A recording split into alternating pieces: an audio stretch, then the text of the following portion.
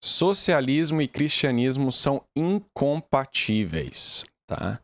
Boa noite, senhores. Como eu havia dito no vídeo anterior, né, eu dei 3 tópicos polêmicos para os senhores escolherem e eu disse que não seria democracia e quem me subornasse aí com a maior quantia seria beneficiário aí do tópico do próximo vídeo, né?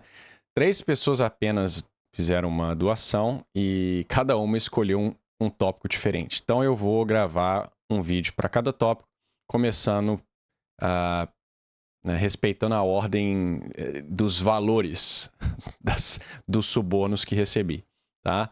Então, a doação mais generosa foi aquela que pediu aí a discussão do socialismo.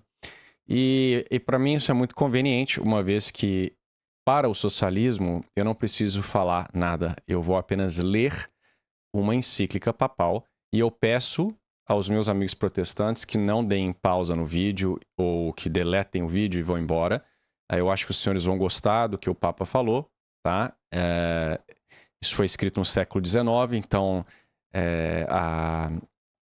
o texto é excelente. O Papa Leão XIII era um excelente Papa. E o texto ele é muito claro, ele tem várias coisas que a gente pode discutir, inclusive uma descrição filosófica do que é a natureza humana. Tá? Naquela época, os papas eram muito bons tomistas, né? Papa Leão era um papa eloquente, diferente dos textos dos modernistas, que são geralmente muito confusos, ambíguos, né? Veja uma encíclica do Papa Francisco sobre ambientalismo e compare com encíclicas de papas mais eruditos aí do passado. Então eu peço aos protestantes que assistam, até para vocês verem um documento formal da igreja sobre um tópico tão importante, e eu tenho certeza que os senhores vão gostar daquilo que será dito aqui, tá? Então, desculpa, eu esqueci de abrir aqui. Rerum Novarum, tá?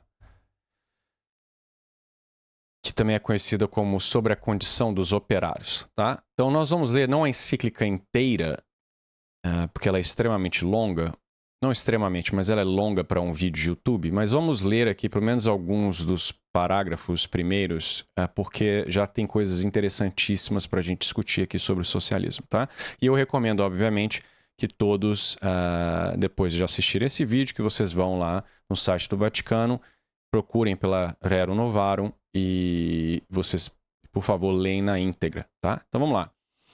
A sede de inovações que há muito tempo se apoderou da sociedade e as tem numa agitação febril devia, tarde ou cedo, passar das regiões da política para a esfera vizinha da economia social. Efetivamente, os progressos incessantes da indústria, os novos caminhos em que entraram as artes, a alteração das relações entre os operários e os patrões, a influência da riqueza nas mãos de um pequeno número ao lado da indigência da multidão, a opinião, enfim, mais avantajada que os operários formam de si mesmos e a sua união mais compacta, tudo isso, sem falar da corrupção dos costumes, deu em resultado final um temível conflito. Por toda a parte, os espíritos estão apreensivos e uma ansiedade expectante, o que por si só basta para mostrar quantos e quão graves interesses estão em jogo. Essa situação preocupa e põe ao mesmo tempo em exercício o gênio dos doutos, a prudência dos sábios, as deliberações das reuniões populares, a perspicácia dos legisladores e os conselhos dos governantes. E não há, presentemente, outra causa que impressione com tanta veemência o espírito humano. É por isso que, veneráveis irmãos, o que em outras ocasiões temos feito, para bem da Igreja e da salvação comum dos homens, em nossas encíclicas sobre a soberania política, a liberdade humana, a Constituição cristã dos Estados e outros assuntos análogos, refutando, segundo nos pareceu oportuno, as opiniões errôneas e falazes, o julgamento deve repetir hoje e pelos mesmos motivos, falando-vos da condição dos operários. Já temos tocado esta matéria muitas vezes quando se nos tem proporcionado o ensejo. Mas a consciência do nosso cargo apostólico impõe-nos como um dever tratá-la nessa encíclica mais explicitamente e com maior desenvolvimento, a fim de pôr em evidência os princípios de uma solução conforme a justiça e a equidade. O problema nem é fácil de resolver, nem isento de perigos. É difícil, efetivamente, precisar com exatidão os direitos e os deveres que devem, ao mesmo tempo, reger a riqueza e o proletariado, o capital e o trabalho. Por outro lado, o problema não é sem perigos, porque não poucas vezes homens turbulentos e astuciosos procuram desvirtuar-lhe o sentido e aproveitam-no para excitar as multidões e fomentar desordens. Então, aqui é só, né, como um bom texto, tem que ter uma introdução em que o tópico é apresentado, por que ele é necessário. Né? Isso você vai ver em textos aí católicos de maneira geral. Né? Vamos lá, causas do conflito. Né? Que é, né, esses conflitos aqui são exatamente aqueles que o socialismo vai se propor a resolver. Né? Em todo caso, estamos persuadidos, e todos concordam nisto, de que é necessário, com medidas prontas e eficazes, vir em auxílio dos homens das classes inferiores, atendendo a que eles estão, pela maior parte, numa situação de infortúnio e de miséria imerecida. O século passado destruiu, sem a substituir por coisa alguma, as corporações antigas, as guildas, né, que eram para eles uma proteção. Os princípios e o sentimento religioso desapareceram das leis e das instituições públicas, e assim, pouco a pouco, os trabalhadores, isolados e sem defesa, têm se visto, com o decorrer do tempo, entregues à mercê de senhores desumanos e à cobiça de uma concorrência desenfreada. A usura voraz veio agravar ainda mais o mal. Condenada muitas vezes pelo julgamento da Igreja, não tem deixado de ser praticada sobre outra forma por homens ávidos de ganância e de insaciável ambição. A tudo isso deve acrescentar-se o monopólio do trabalho e dos papéis de crédito, que se tornaram o quinhão de um pequeno número de ricos e de opulentos, que impõe assim um jugo quase servil à imensa multidão dos proletários.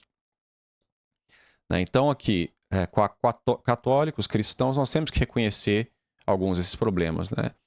Imagino que alguns dos nossos amigos aí socialistas vão ler esse parágrafo e falar: nossa, tá vendo? Olha só, isso aqui é exatamente o que Marx falou, né? Mas vocês vão ver, na verdade, que a solução do problema que o Papa vai, né, nos dar é completamente diferente, né?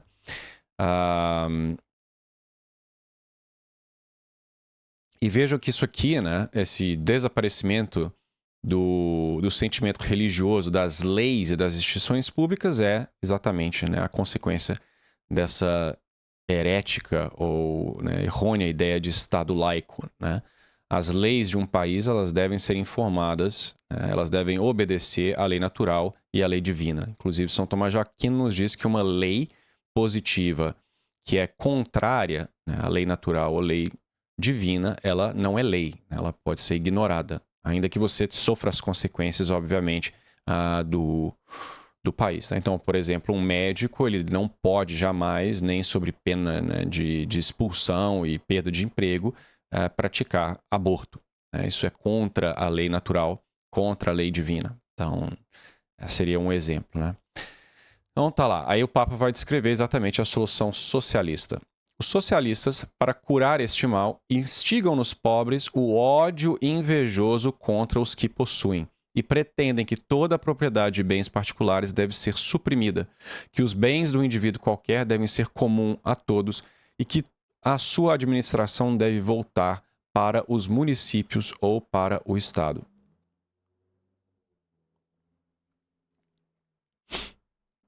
Mediante essa transladação das propriedades e essa igual repartição das riquezas e das comodidades que elas proporcionam entre os cidadãos, lisonjeiam-se de aplicar um remédio eficaz aos males presentes.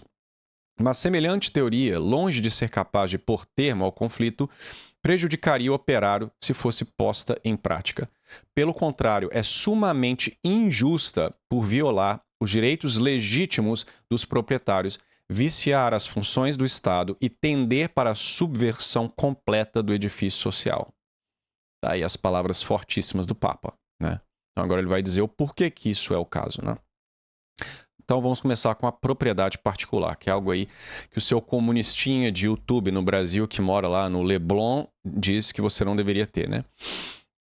De facto, como é fácil compreender, a razão intrínseca do trabalho empreendido por quem exerce uma arte lucrativa, o fim imediato visado pelo trabalhador, é conquistar um bem que possuirá como próprio e como pertencendo-lhe. Porque, se põe à disposição de outrem as suas forças e a sua indústria, não é, evidentemente, por outro motivo, senão para conseguir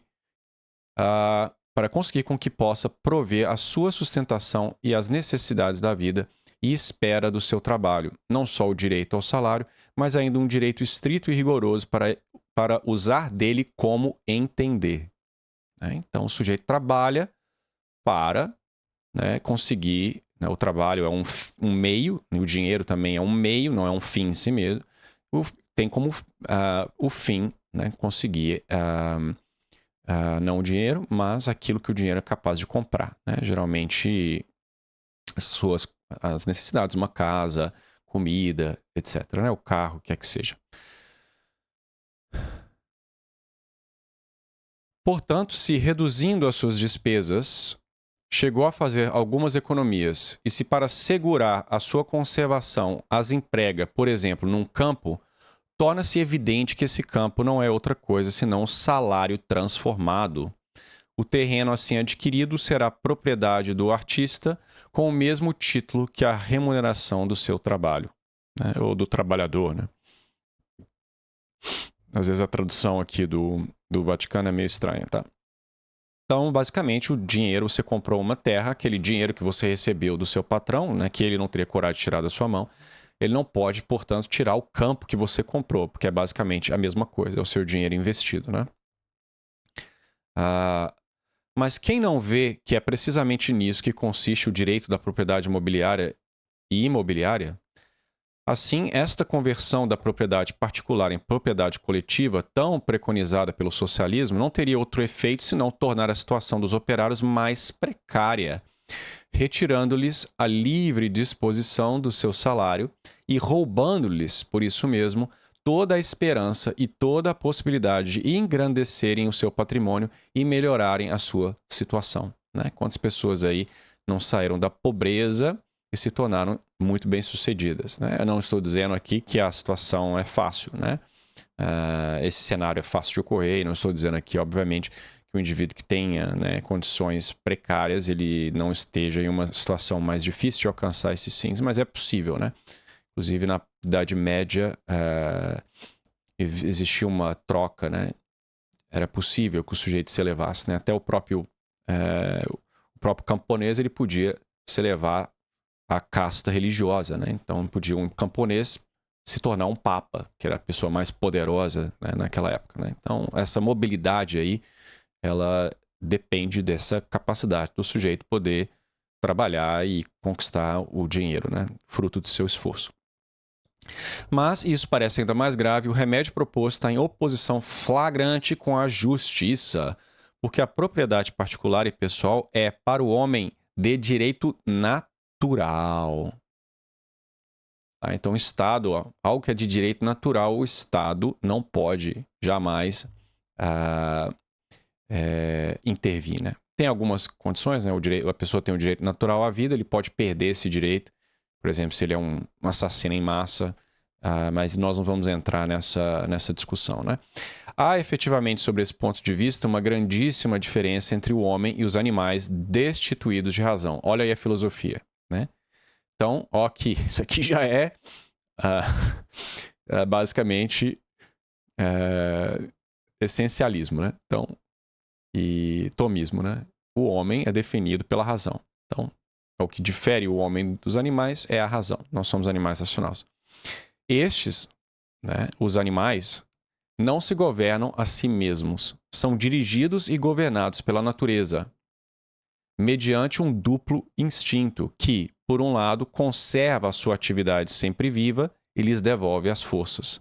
Por outro, provoca e circunscreve ao mesmo tempo cada um dos seus movimentos. Isso aqui é atomismo puro, Então, natureza, nesse caso aqui, não seria a natureza darwinista lá, personificada. No caso aqui, seria a natureza da essência da criatura, O animal, o cachorro, ele tem uma natureza de cão, que vai, essa forma substancial de cão, que vai, dela partirá as atividades de cão, Então, como eu disse no vídeo anterior, a forma, ela limita os acidentes que a substância pode receber. Então, ela vai limitar as atividades daquele organismo. Né? Um cachorro, né? Em outras palavras, um cachorro se comporta como cachorro, um gato se comporta como gato. Tá? Isso é o que ele chama de natureza aqui no caso. Né? O primeiro instinto leva-os à conservação e à defesa de sua própria vida. Tá? É o instinto de preservação. O segundo, a propagação da espécie, a reprodução. Né? E esse duplo resultado obtém-no facilmente pelo uso das coisas presentes e postas ao seu alcance. Por outro lado, seriam incapazes de transpor esses limites, porque apenas são movidos pelos sentidos e por cada objeto particular que os sentidos percebem. Ou seja, eles têm apenas uma alma sensitiva, né? Uma alma sensível. Muito diferente é a natureza humana. Primeiramente, no homem reside em sua perfeição toda a virtude da natureza sensitiva e desde logo lhe pertence, não menos que a esta, gozar dos objetos físicos e corpóreos. O homem, que é também um animal, ele também, né, busca sobreviver, ele também busca se reproduzir. Né? Mas a vida sensitiva, mesmo que possuída em toda a sua plenitude, não só não abraça toda a natureza humana, mas é-lhe muito inferior e própria para lhe obedecer e ser-lhe sujeito. Então, é uma prioridade ontológica. Né? A razão, ela é primeira. Né? Então, o aspecto material do homem deve servir ao seu intelecto. Né? Então, esse mundo moderno em que diz que você deve viver de acordo com as suas paixões, né? Ah, faz o que seu coração manda. Não, seu coração deve obedecer à sua inteligência. Tá? Se o seu corpo quer comer 3 bolos lá inteiros na sua geladeira, mas você sabe com a sua razão que isso não é bom, isso vai levar a uma queda na sua saúde, então o seu corpo deve obedecer à sua razão. Né? Você deve controlar essa disposição aí sua de querer comer. Né? O que em nós se avantaja, o que nos faz homem, nos distingue essencialmente do animal é a razão ou a inteligência. E em virtude dessa prerrogativa deve reconhecer-se ao homem não só a faculdade geral de usar das coisas exteriores, como os animais fazem, mas ainda o direito estável e perpétuo de as possuir, tanto as que se consomem pelo uso, como as que permanecem depois de nos terem servido. Tá? Inclusive isso aqui, ó, quando eu escrevi um artigo lá com o padre Haberek sobre, né, o homem, né, a evolução do homem, a gente fala sobre ferramentas, né? E uma das coisas que a gente coloca lá para identificar se é verdadeiramente uma ferramenta ou se é uma coisa que um animal está usando ali é exatamente isso, né? É o uso futuro, é o armazenamento, né? É uma das características aí que caracteriza, né, a ferramenta propriamente dita. O animal ele não guarda, né, uma pedra, coloca numa prateleira e usa, né, 2 anos depois. Né? Ele pega aquilo que está ao alcance dele, como o Papa fala aqui. Né? Então vamos lá. O uso comum dos bens criados e propriedade particular deles. Uma consideração mais profunda na natureza humana vai sobressair melhor ainda essa verdade. O homem abrange pela sua inteligência uma infinidade de objetos, e as coisas presentes acrescenta e prende as coisas futuras.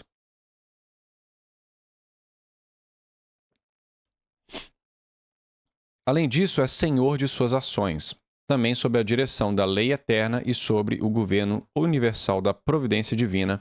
Ele é, de algum modo, para si, a sua lei e a sua providência. E por isso que tem o direito de escolher as coisas que julgar mais aptas, não só para prover ao presente, mas ainda ao futuro.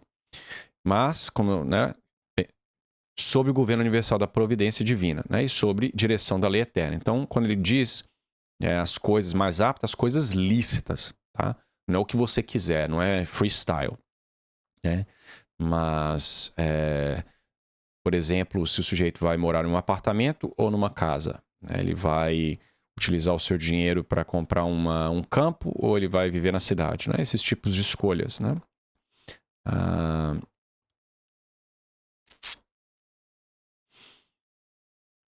De onde se segue que deve ter sob seu domínio não só os produtos da terra, mas ainda a própria terra, que, pela sua fecundidade, ele vê estar destinada a ser a sua fornecedora no futuro. Tá? As necessidades do homem repetem-se perpetuamente. Satisfeitas hoje, renascem amanhã com novas exigências. Foi preciso, portanto, para que ele pudesse realizar o seu direito em todo o tempo, que a natureza pusesse à sua disposição um elemento estável e permanente capaz de lhe fornecer perpetuamente os meios. Ora, esse elemento só podia ser a terra, com seus recursos sempre fecundos. E não se apele para a providência do Estado, porque o Estado é posterior ao homem.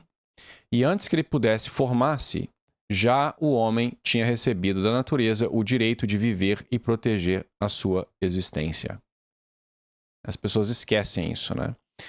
A unidade familiar, ela vem antes do Estado. O Estado, ele é uma coisa abstrata, tá? Ele não tem uma existência real, tá? Ele não é totalmente desancorado da realidade, mas ele é abstrato, né? E ele depende exatamente daqueles que o compõem, tá? Então, não se oponha também à legitimidade da propriedade particular o fato de que Deus concedeu a terra a todo o gênero humano para gozar. Porque Deus não a concedeu aos homens para que a dominassem confusamente todos juntos. Isso aqui, tá? Isso aqui é basicamente dizendo, já imaginando uma objeção, dizendo, mas Deus deu a terra para todo mundo, né? Que é o que o socialista, sei lá, cristão diria, né? Uma teologia da libertação. Todo mundo tem direito a ter um pedaço de terra, deveria ser dividido para todo mundo, porque a terra pertence a todos, Deus deu o planeta para todo mundo, etc. Né? E o Papa vai dizer que não é bem assim. Né? Por quê? Tal não é o sentido dessa verdade. Ela significa unicamente que Deus não assinou uma parte a nenhum homem em particular, mas que quis deixar a limitação das propriedades à indústria humana e às instituições dos povos. Aliás, posto que dividida em propriedades particulares, a terra não deixa de servir à utilidade comum de todos, atendendo a que não há ninguém entre os mortais que não se alimente do produto dos campos.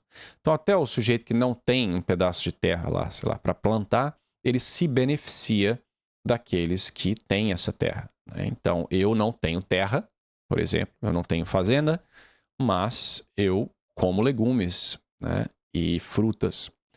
Então, e eu não teria nenhuma capacidade de ter uma lavoura. Né? Eu não tenho conhecimento técnico para isso. Então, é necessário que alguém tenha essa terra para que eu possa, então, consumir esses produtos. Né? Óbvio, agora eu também tenho a liberdade de arrumar um pedaço de terra e plantar minha própria comida se eu quisesse. Né? O que, inclusive, no Estado moderno, às vezes não é aceitável. Né? O Estado não permite que você tenha uma horta, por exemplo, na sua casa. Ou um poço, tá? Em alguns países, não sei todos, né?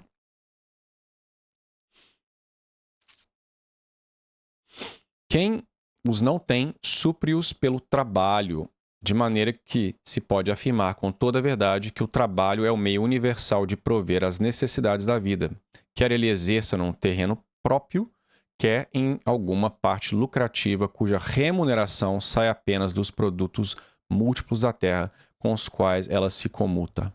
Tá?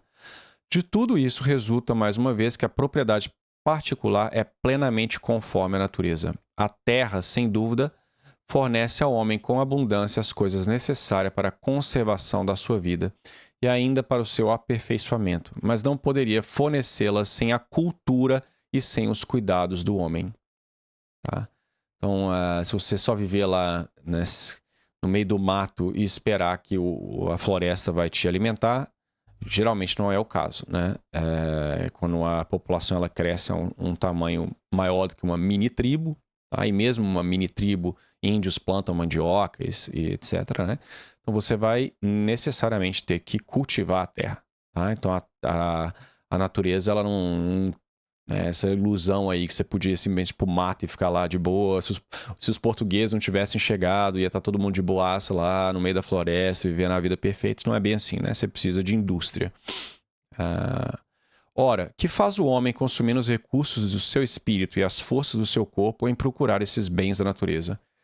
Aplica, para assim dizer, a si mesmo a porção da natureza corpórea que cultiva e deixa nela como que um certo cunho da sua pessoa, a ponto que, com toda a justiça, esse bem será possuído de futuro como seu, e não será lícito a ninguém violar o seu direito de qualquer forma que seja. Né? Então eu imprimo um certo caráter, né, à minha horta. Eu cuido da minha horta do meu jeito, eu tenho, né, eu cultivei aquela terra, eu plantei de um certo jeito, então aquela terra ela tem até um certo caráter, não aquela, né, você pode, hoje em dia está muito, naquela época estamos falando do século XIX, né, hoje em dia ficou tudo mecanizado, os protocolos são iguais para todos os lugares, mas antes eu imagino que tivessem, né, diferentes fazendeiros que tivessem técnicas ali de festas, plantavam coisas diferentes, então assim, né, ele imprime um pouco dessa personalidade aí na sua própria lavoura, né?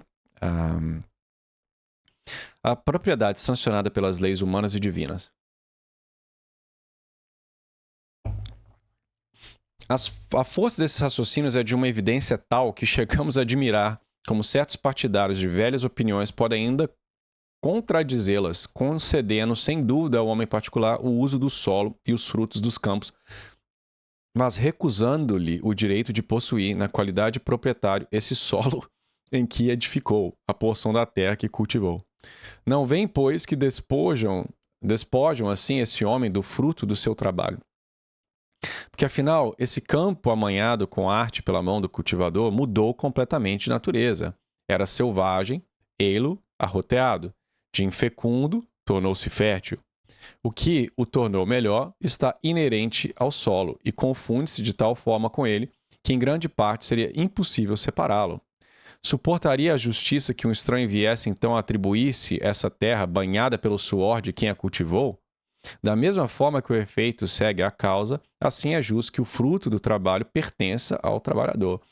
Então, isso aqui ó, já está basicamente atacando coisas como o MST. Né? Então, o sujeito vai lá, ele arou essa terra, né, do fazendeiro lá, não interessa o quão rico ele é, ele trabalhou naquela terra, né? Ele fertilizou aquela terra, ele plantou, aí vai o sujeito lá e vai tentar tirar aquilo dele, né? É, pois, com razão que a universalidade do gênero humano, sem deixar mover pelas opiniões contrárias de um pequeno grupo, reconhece, considerando atentamente a natureza, que nas suas leis reside o primeiro fundamento da repartição dos bens e da propriedade e das propriedades particulares. Foi com razão que o costume de todos os séculos sancionou uma situação tão conforme a natureza do homem e a vida tranquila e pacífica das sociedades. Então, desde que o homem é homem, existe propriedade privada, tá? Inclusive, ele vai chamar aqui no... Né, eu não comentei, né, mas ele fala aqui no parágrafo anterior que é surpreendente que tenha pessoas que vão negar algo tão óbvio. Né? Basicamente dizendo que é uma tolice, né?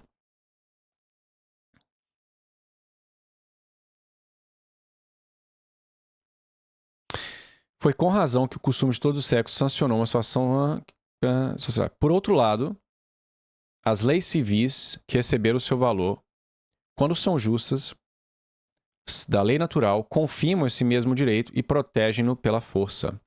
Finalmente, a autoridade das leis divinas vem pôr-lhe o seu selo, proibindo sob pela, não sei se é pela gravíssima, até mesmo o desejo do que pertence aos outros. Então, aí, para os protestantes, né, que gostam sempre das citações bíblicas, então o padre, né, o Papa, está dizendo que esse direito natural à propriedade, né, ele é bíblico. Né? Inclusive, não só o sujeito não deve lhe tomar a propriedade, como ele não está autorizado nem a invejar, né, a desejar, a cobiçar a sua propriedade. Está aqui, ó. Não desejarás a mulher do teu próximo, nem a sua casa, nem o seu campo, nem o seu boi, nem a sua serva, nem o seu jumento, nem coisa alguma que lhe pertença. Então, isso aqui está implicitamente um reconhecimento da propriedade, né? Então, tá aí, bíblico. A família e o Estado, ó, estão atacados hoje em dia, né? Entretanto, esses direitos, que são inatos a cada homem, considerado isoladamente, apresentam-se mais rigorosos ainda quando se consideram nas suas relações e na sua conexão com os deveres da vida doméstica. Ninguém põe em dúvida que, na escolha de um gênero de vida, seja lícito cada um seguir o conselho de Jesus Cristo sobre a virgindade ou contrair um laço conjugal. Nenhuma lei humana poderia apagar De qualquer forma, o direito natural e primordial de todo homem ao casamento nem circunscrever o fim principal para que ele foi estabelecido desde a origem. Crescei e multiplicai-vos. Então, o Estado se enfiando, né, na vida matrimonial, querendo controlar se o sujeito pode ou não pode ter filho, estimular o aborto, é contrário à lei divina e à lei natural. Tá aqui na encíclica. Implicitamente, né? Eis, pois, a família, isto é, a sociedade doméstica, sociedade muito pequena, certamente, mas real e anterior a toda a sociedade civil, a qual, desde logo, será forçosamente necessário atribuir certos direitos e certos deveres absolutamente independentes do Estado. Né? O gênero humano começa com uma família, né? Uma esposa e um marido em Adão e Eva, e depois, posteriormente, os seus filhos. Né? Então, Deus não criou o homem né, já com um Estado pré-formado. Né? Ele criou a família. É o primeiro comando aí do Gênesis para o homem, né, basicamente. Né, se multiplicar, crescer, né, tomar a terra para si e adorar a Deus. Né? Então, a família ela tem dons, né, ela tem direitos naturais que devem ser respeitados pelo Estado, né, que é posterior a ela, e depende dela. Né? Assim, esse direito de propriedade que nós, em nome da natureza, reivindicamos para o indivíduo, é preciso agora transferi-lo para o homem constituído chefe de família. Isto não basta. Passando para a sociedade doméstica, esse direito adquire aí tanto maior força quanto mais extensão lá recebe a pessoa humana. A natureza não impõe somente ao pai de família o dever sagrado de alimentar e sustentar seus filhos. Vai mais longe. Como os filhos refletem a fisionomia de seu pai, são uma espécie de prolongamento de sua pessoa, né? Like begets like. Inclusive Aristóteles dizia, né, que para as criaturas aí, né, porque ele acreditava em um universo eterno, etc. A própria reprodução é uma forma das criaturas se aproximarem de Deus, né, refletirem o motor imóvel, né, porque o motor imóvel ele é eterno, né, e as criaturas são perenes, então a reprodução é exatamente essa prolongação, né, da natureza. Então, ainda que o indivíduo ele pereça, a natureza do animal, né, ou da planta, aquela espécie, ela permanece perpetualmente, por assim dizer, né? Até, obviamente, o fim dos tempos, se replicando, né? Sendo mantida pela reprodução. Né? No caso do homem, a natureza humana ela é imortal. Né?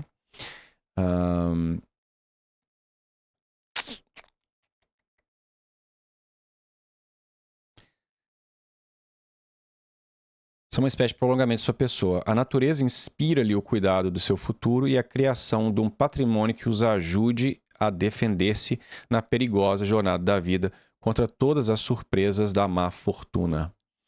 Mas esse patrimônio poderá ele criá-lo sem a aquisição e a posse de bens permanentes e produtivos que possam transmitir-lhes por via de herança? Outra coisa que querem acabar, né? Socialistas, os governos modernos, as taxas, né? Aqui na Inglaterra, os impostos, né? As taxas em cima da herança são enormes. O Estado rouba uma quantidade enorme de dinheiro, né, da herança. Assim como a sociedade civil, a família, conforme atrás dissemos, é uma sociedade propriamente dita, com a sua autoridade e o seu governo paterno. Paterno, tá? Paterno. Aqui também vai dar tapa na cara do feminismo, né? É por isso que sempre, indubitavelmente, na esfera que lhe determina o seu fim imediato, ela goza, para a escolha e uso de tudo o que exigem a sua conservação e o exercício de uma justa independência, de direitos pelo menos iguais aos da sociedade civil. Pelo menos iguais, dizemos nós, porque a sociedade doméstica tem sobre a sociedade civil uma prioridade lógica e uma prioridade real de que participam necessariamente os seus direitos e os seus deveres. Então, no mínimo, tem que ter o mesmo direito, mas efetivamente ela tem mais, né? Porque ela tem prioridade, a família vem primeiro. Tá? E se os indivíduos e as famílias, entrando na sociedade, nela achassem, em vez de apoio, um obstáculo, em vez de proteção, uma diminuição dos seus direitos, dentro em pouco a sociedade seria mais para se evitar do que para se procurar. Que é o que nós vemos hoje, né? Nós vivemos em uma sociedade em que as famílias são oprimidas, né? Elas não têm proteção, elas encontram diversos obstáculos, né? Hoje em dia você comprar uma casa é um valor, né, absurdo, é quase impossível uma pessoa no seu primeiro emprego comprar uma casa. O Estado ele faz de tudo para te oprimir, né? Você não tem mais tem alguns países que estão voltando a dar estímulo financeiro ou isenção, né, de taxas para famílias numerosas, mas há pouco tempo atrás isso não era o caso, né? As famílias eram totalmente oprimidas, não tinham apoio nenhum do Estado, né? Inclusive o Estado quer basicamente, né, praticar eutanásia nos idosos, quer que as crianças sejam abortadas, tudo isso é promovido pelo Estado, né? Então, tá aqui, ó, isso em século XIX e ele já está prevendo, né, o que acontece quando a sociedade abandona a família, né? Querer, pois, que o poder civil invada arbitrariamente o santuário da família é um erro grave e funesto. O poder civil invada arbitrariamente o santuário da família é um erro grave e funesto. E o que está acontecendo hoje em dia? Que poder civil que não invade hoje em dia o santuário da família? O Brasil não permite, por exemplo, homeschooling. Você não pode ensinar o seu próprio filho, você tem que matricular ele na escola. Né? Hoje em dia, pai é denunciado se não quer vacinar o filho lá contra a vacina de Covid, por exemplo. Né? Então, olha isso aqui, né? Isso, certamente, se existe algures de uma família que se encontra numa situação desesperada e que faça esforços vãos para sair dela, é justo que, em tais extremos, o poder público venha em seu auxílio, porque cada família é um membro da sociedade. Tá? E ainda assim, né, o ideal seria que as pessoas ao redor dessa família, né, é o que o catolicismo sempre pregou, né, que o auxílio venha da caridade. Né? Então, a família não vai estar isolada, ela vai estar circundada de outras famílias, né, numa comunidade religiosa, na missa. Então, se tem um indivíduo lá que está católico passando por apertos financeiros, uma situação muito difícil, a caridade pede que nós o ajudemos, né? Ajudemos essa família. Né? Mas se tiver uma família isolada, né, passando fome, não está conseguindo sair daquele buraco, há um espaço legítimo, né, para que o Estado possa ajudar. Né? Mas hoje em dia isso foi levado ao extremo e o Estado é um Estado paternalista que ajuda quem não precisa, né, e joga dinheiro de forma insana em pessoas que teriam capacidade plena de arrumar um emprego e tiram o dinheiro daqueles que realmente precisam da ajuda. Né? Da mesma forma, se existe um lar doméstico, seja teatro de graves violações dos direitos mútuos, que o poder público intervenha para restituir a cada um os seus direitos. Né? Porque isso aqui não é o Estado interferindo nos direitos. Isso aqui é o Estado garantindo o direito do indivíduo. Né? Então, se tem uma família em que, sei lá, os pais são uns malucos que deixam a criança com fome, inanição mesmo, né? Tem uma criança lá trancada dentro de um quarto. Inclusive, recentemente, uma mãe, não sei se foi nos Estados Unidos, a mãe saiu para viajar, largou uma criança de meses de idade, ou, sei lá, 2 anos de idade, era um bebê. Largou a criança sozinha dentro de casa por 10 dias, ou até mais, eu me lembro agora, mas no mínimo 10 dias, e foi viajar para a Europa. A criança morreu, né? De sede, né? Inanição. Então, é óbvio que no caso desse, né, se algum vizinho tivesse feito a denúncia, cabia, sim, ao Estado invadir aquela casa e tirar o bebê dessa mãe, que é uma maluca, e estava colocando a vida dessa criança em risco. Né? Mas isso é raro e deve ser usado com muita prudência. Né? Não é isso usurpar as atribuições dos cidadãos, mas fortalecer os seus direitos, né? Aquilo que eu falei, protegê-los e defendê-los como convém. Todavia, a ação daqueles que presidem ao governo público não deve ir mais além. A natureza proíbe-lhes ultrapassar esses limites. A autoridade paterna não pode ser abolida nem absorvida pelo Estado, porque ela tem uma origem comum com a vida humana. Os filhos são alguma coisa de seu pai. são de certa forma uma extensão da sua pessoa, e para falar com justiça não é imediatamente por si que eles se agregam e se incorporam à sociedade civil, mas por intermédio da sociedade doméstica em que nasceram. Porque os filhos são naturalmente alguma coisa de seu pai, devem ficar sob a tutela dos pais até que tenham adquirido o livre-arbítrio. Assim, substituindo a providência paterna pela providência do Estado, os socialistas vão contra a justiça natural e quebram os laços da família. Isso aqui é widespread, né? Totalmente pervasivo na sociedade moderna. O Estado não obedece, não respeita a autoridade paterna. O Estado brasileiro, por exemplo, quer decidir o que seu filho vai aprender, quando ele vai aprender, né, quais as coisas que vão ser injetadas nele, tá? Dentre muitas outras coisas. Tá? Então o Papa está dizendo aqui que isso é contrário à lei natural. A autoridade paterna ela é primeira. Tá? E é só quando essa autoridade ela viola, né, o próprio direito natural da criança que ela pode haver uma intervenção.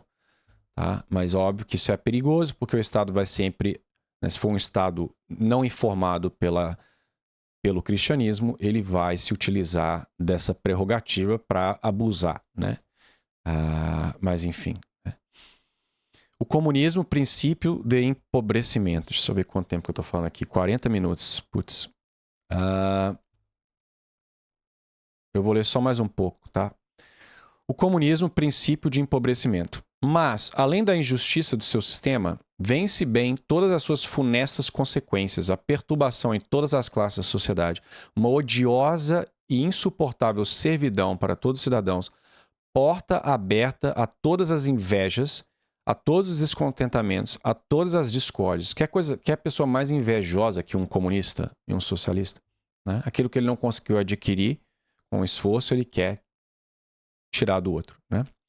O talento e habilidade privados dos seus estímulos e, como consequência necessária, as riquezas estancadas na sua fonte. Enfim, em lugar dessa igualdade tão sonhada, a igualdade na nudez, na indigência e na miséria. Por tudo que nós acabamos de dizer, se compreende que a teoria socialista da propriedade coletiva deve absolutamente repudiar-se como prejudicial àqueles membros a que se quer socorrer, contrária aos direitos naturais dos indivíduos, como desnaturando as funções do Estado e perturbando a tranquilidade pública. Fique, pois bem, assente que o primeiro fundamento a estabelecer por todos aqueles que querem sinceramente o bem do povo é a inviolabilidade da propriedade particular. Tá aqui. Então, para todo católico aí que flerta com o socialismo, você tá aqui, né? Como que você espera que o indivíduo vá usar os seus talentos e a sua habilidade, né? Como é que ele vai explorar essa potencialidade se isso daí vai ser socializado? Por que que eles colocariam um esforço? Né? Então é uma coisa assim contrária à razão, né?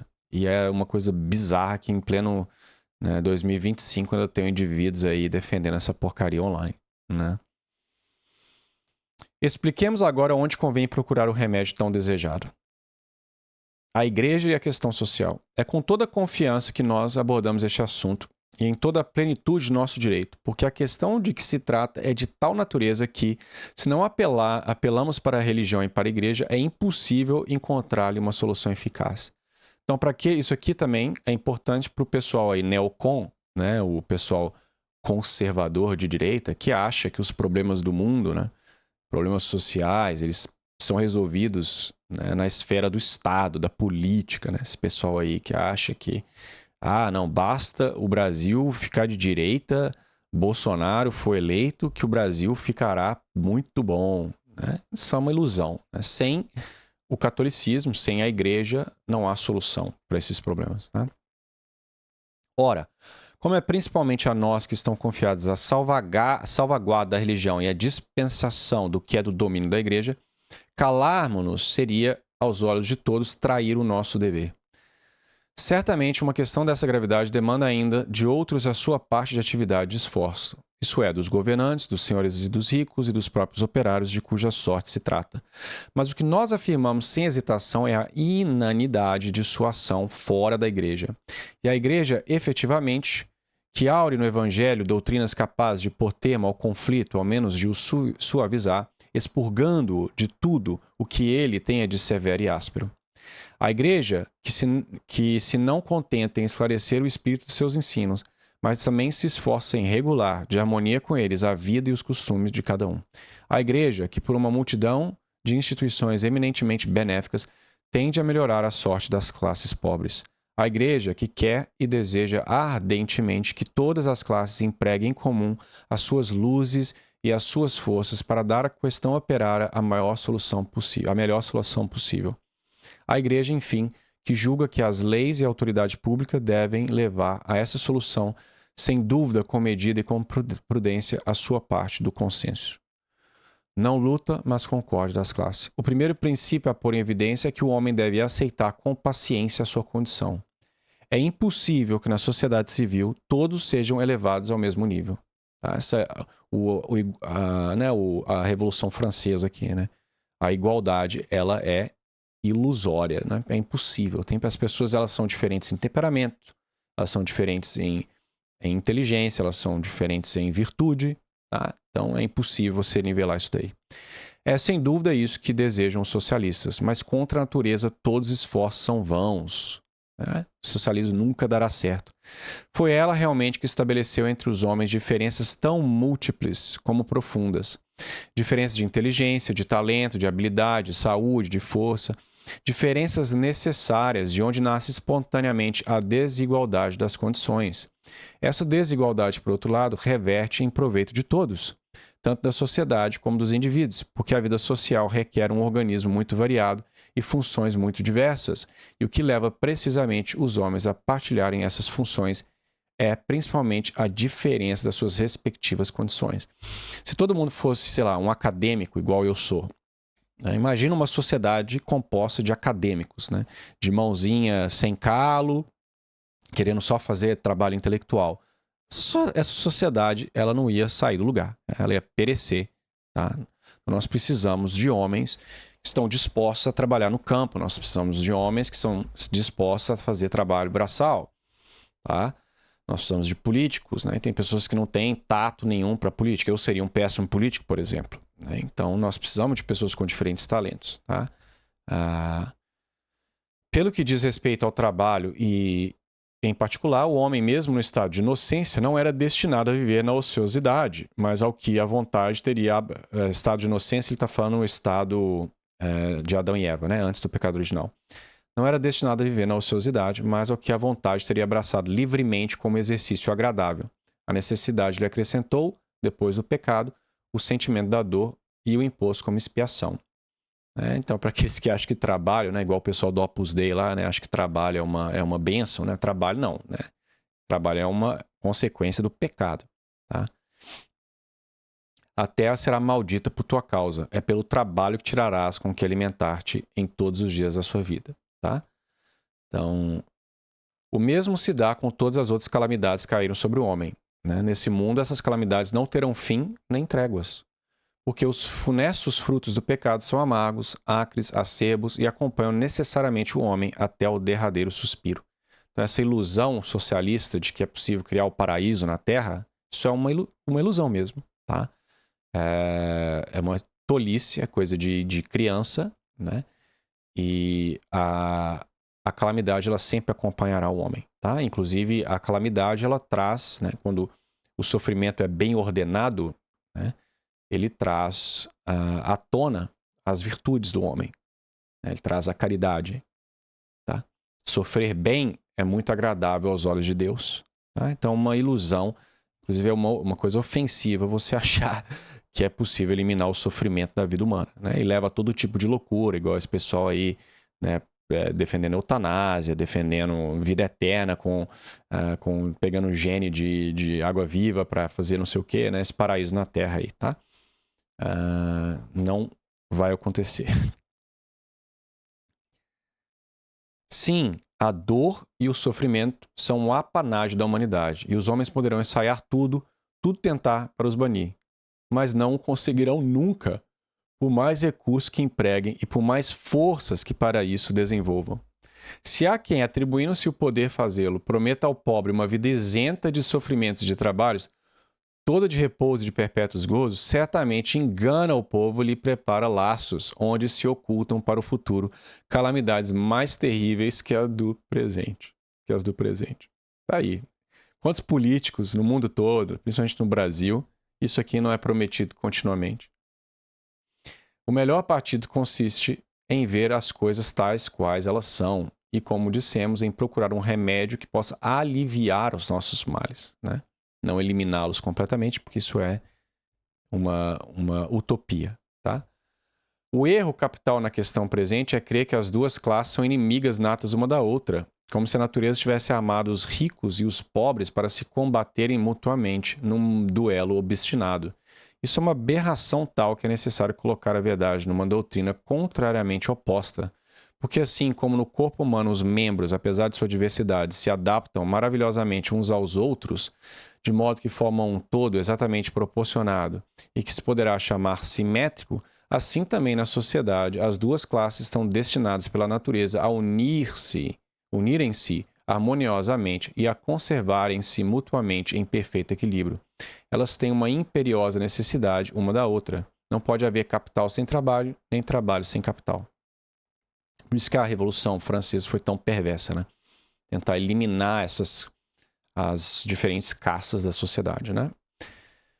A concórdia traz consigo a ordem e a beleza. Ao contrário, de um conflito perpétuo só podem resultar confusão e lutas selvagens. Ora, para dirimir esse conflito e cortar o mal na sua raiz, as instituições possuem uma virtude admirável e múltipla. E, primeiramente, toda a economia das verdades religiosas, de que a Igreja é guarda e intérprete, é de natureza a aproximar e reconciliar os ricos e os pobres, lembrando as duas classes os seus deveres mútuos e, primeiro que todos os outros, os que derivam da justiça. Né?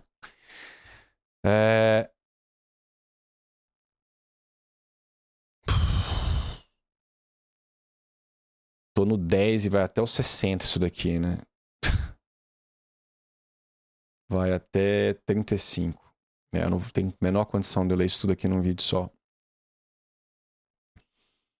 Então vamos só ler isso aqui, as obrigações dos operários e dos patrões, né? Porque não quer dizer que não há obrigações, né?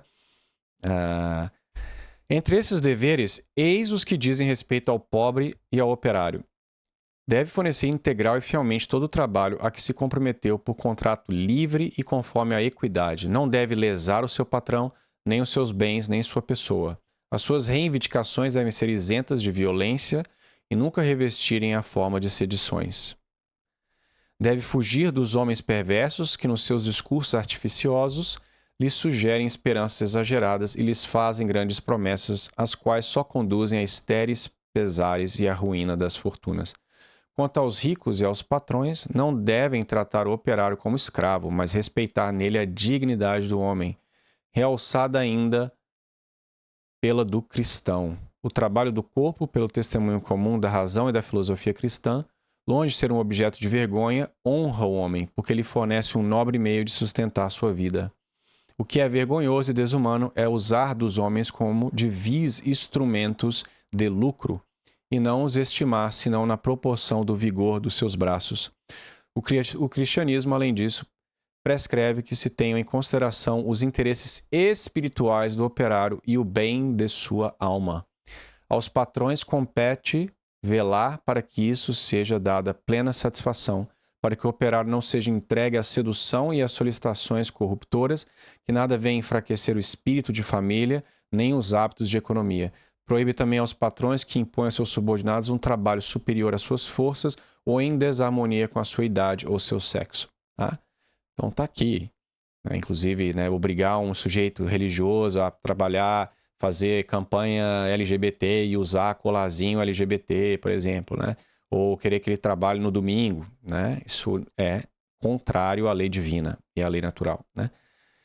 Mas, entre os deveres principais do patrão, é necessário colocar em primeiro lugar o de dar a cada um o salário que convém. Certamente, para fixar a justa medida do salário, há numerosos pontos de vista a considerar.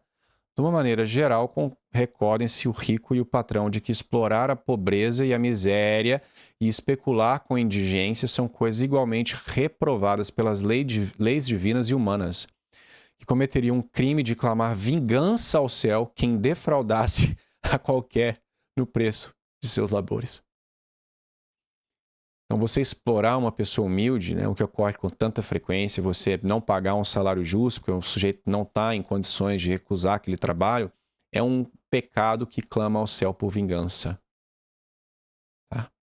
É um pecado gravíssimo. Eu acho a igreja tão bonita. Me emociono sempre lendo os documentos da igreja. Né? É uma coisa tão racional. Como que você lê uma coisa disso daqui? Ó? Até você aí, socialista ateu de esquerda, leia isso daqui. Isso aqui é a igreja católica. Né? É a sua tradição, a sua sabedoria, né? Os seus membros, a sua caridade. Isso daqui, cara, é belo. Né? Compare isso daqui com Karl Marx. Né? Eis que o salário que tendes extorquido por fraude aos vossos operários clama contra vós, e o seu clamor subiu até os ouvidos do Deus dos exércitos. Enfim, os ricos devem precaver-se religiosamente de todo ato violento, toda a fraude, toda manobra usurária que seja de natureza a atentar contra a economia do pobre, e isto mais ainda, que este é menos apto para defender-se, e porque os seus haveres, por serem de mínima importância, revestem um caráter mais sagrado. A obediência a essas leis, perguntamos nós, não bastaria só de per si para fazer cessar todo o antagonismo e suprir-lhe as causas? Então, se o operário agisse com esse respeito ao patrão, e o patrão desse, né, obedecesse à justiça humana e divina e desse aquilo, né, que merece o operário, será que haveriam esses conflitos, né? Então, o erro, ele parte de ambos os lados, né? Hoje em dia, você tem aí esses sindicatos, aqui o pessoal, por exemplo, sindicato do pessoal de trem, né? Dos condutores do metrô, eles entram de greve praticamente todo mês, tá? E eles já têm um salário de 70 mil euros, libras. Eles ganham um absurdo, trabalham, sei lá, 3 vezes por semana, têm benefícios ridículos, mas eles usam do seu poder de sindicato, né, para parar a cidade de Londres, né? Se você parar os metrôs, a cidade inteira para, o Londres perde centenas de milhões, né? Se o centro econômico de Londres está parado num dia de sexta-feira, você coloca a cidade basicamente né, refém.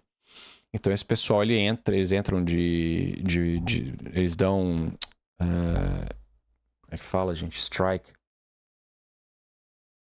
Enfim, de greve, né? Toda hora, uma coisa completamente imoral, né?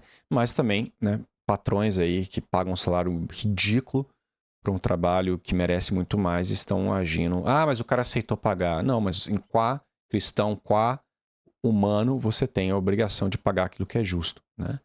É óbvio que você não precisa, né? Você tem sei lá, você tem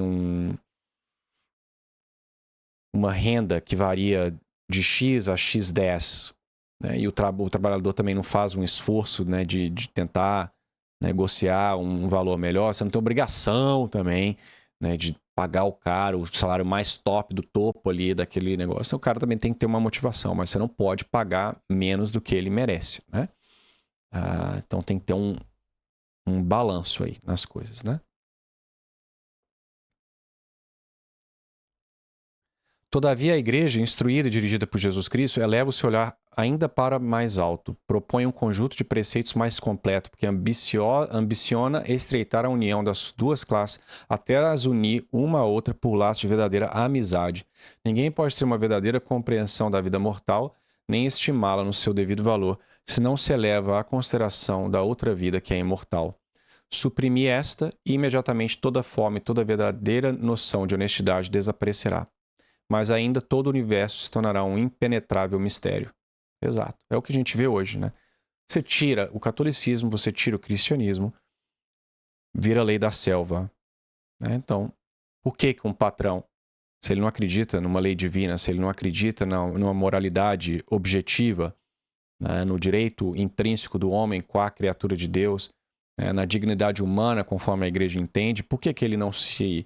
Por que ele espontaneamente diria, olha, esse salário que você está pedindo, ele não é justo para o seu, né, para as suas condições, você deveria receber mais, eu vou fazer isso, tal, vou te dar isso daqui. Por quê? Né? O que vale é a lei da selva, né? Uma evolutionary stable strategy seria você, basicamente, conseguir o máximo ali que você puder, tá?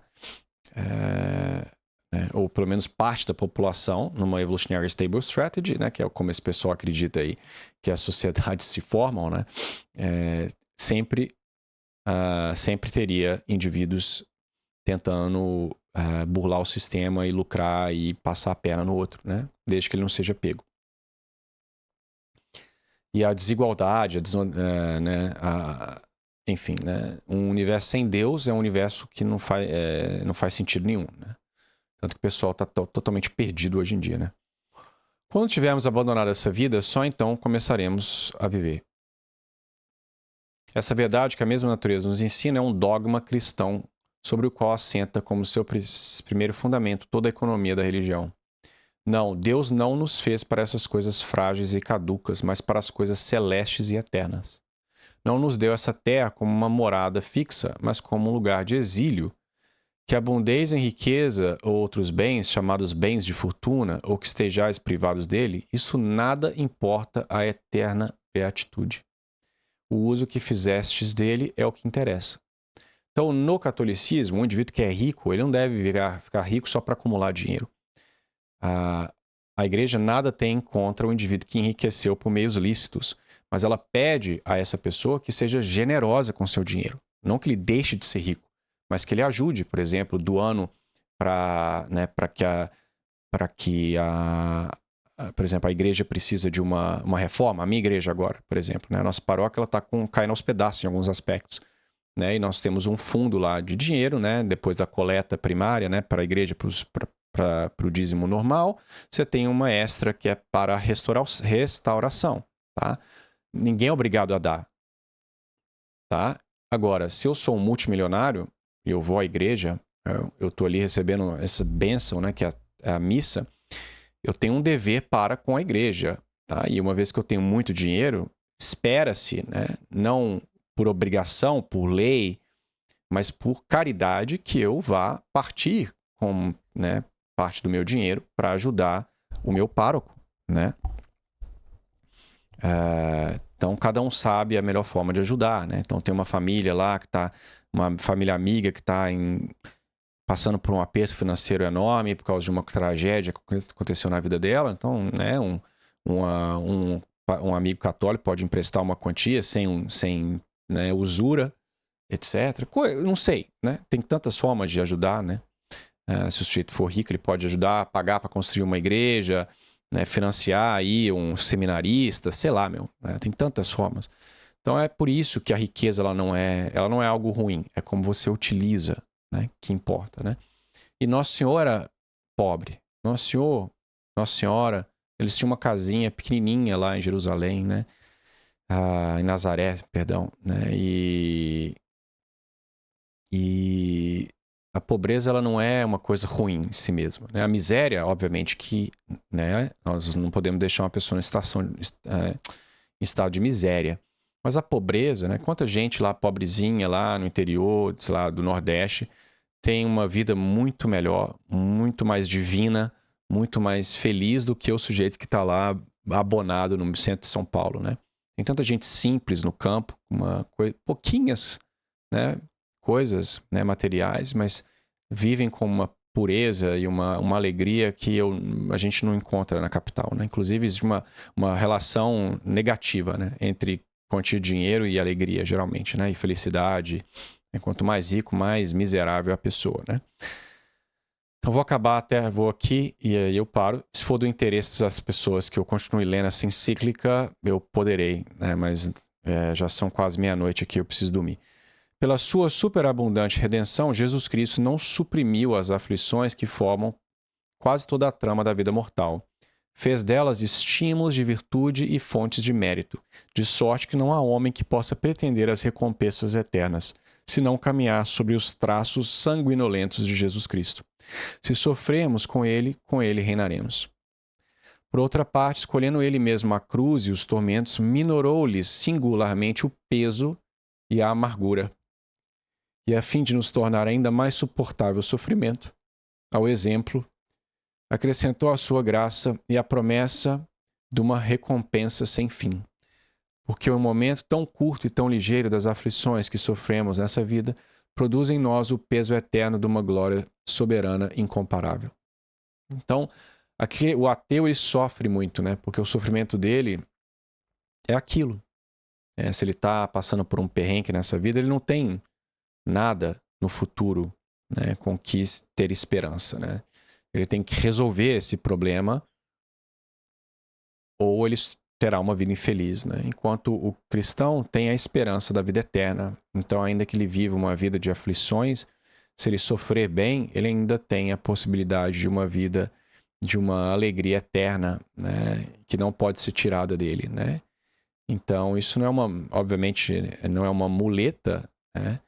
Não é que a pessoa deve passar a acreditar por causa disso, né?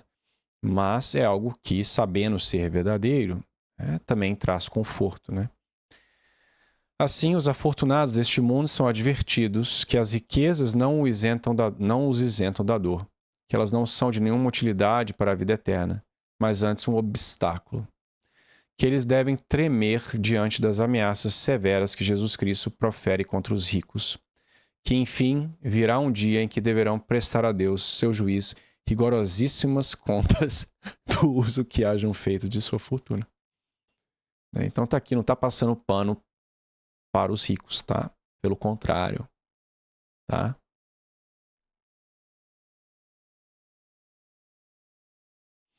Então é isso. Eu vou parar por aqui. Nós paramos aí no 12, né? E se for do interesse,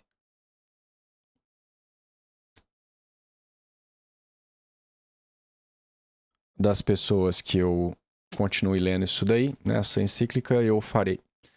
Mas é isso. Espero que essa leitura tenha sido proveitosa para alguns, né?